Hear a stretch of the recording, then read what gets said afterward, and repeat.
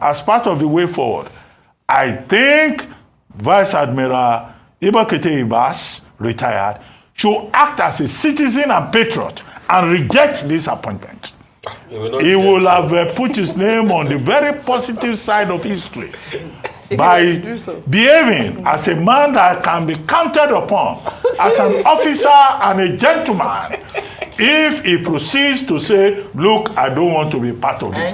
Otherwise, we will think that he has accepted the appointment for other considerations. The Lord has done I don't want to use the word stomach. Yeah. And nobody should come forward and say they are doing Thanksgiving service for Ibagete Ibas because he has been given an illegal appointment within the purview of the 1999 Constitution. Right. Well said, Dr. Abati. Well said. I'm sure I have to give you the floor also to speak, but I also wanted to make mention of what Dr. Abati had said about retired naval officer Ibot, how do you call his name? Ibot Ebas. Rejecting that position. I mean, I don't know how he's going to reject that position. This is where I want to go with it. And you had seen the videos, the pictures of, you know, his sort of relationship with the Minister of the Federal Capital Territory, Governor Wike. It's not Governor. Well, former Governor Wike. Governor Wike. We're seeing those pictures circulating online. I mean, what really is going on? Is he going to go for that Thanksgiving service? The Lord has done it finally. I said earlier that even if he doesn't organize Thanksgiving, Wike will organize on his behalf. On his behalf. Because Wike has shown that he likes Thanksgiving services, especially when we have, after the Supreme Court ruling, he did have a Thanksgiving service with his people. And then, nobody should host him for a testimonial because this is not what we're looking at. And I really am grateful that Dr. Abati brought that up, even though, yes, we can laugh about it, that it's nigh impossible for that to happen. Yeah. But when are we going to see people who would actually stand up for Nigeria in our own time? Right. Not only for the Vice Admiral retired, but also for the National Assembly.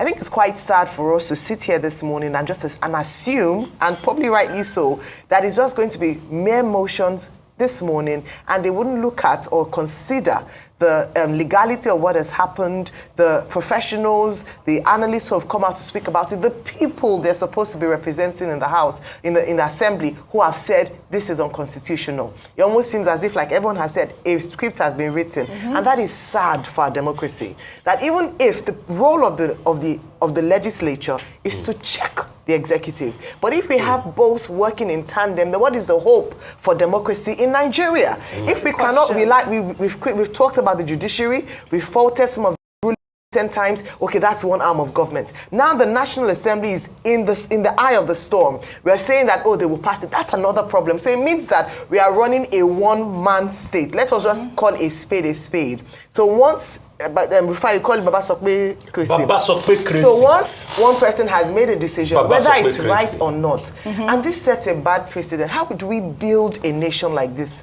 where the rule of law, where we do not rely on the Constitution for how things are done, and someone makes a decision, and no one in the arms of government where they've been elected can check this? Right. It's really sad. Thank you so much. Congratulations. And this is a big responsibility or assignment for you, one after the other. This is special, peculiar. What would you say would be your immediate step to take? You know, a lot of expectations from Nigerians. First of all, I think we know the circumstances that led to where we are here. And Mr. President made it very clear in his broadcast. And if the main issue is that of maintaining law and order in the state, I think for any meaningful activities to take place in Rivers State, that is the utmost task that I have, to work together with all other stakeholders to ensure that we bring peace, order, and security and stability to the people and government of Rivers State and Nigeria at large. Thank you.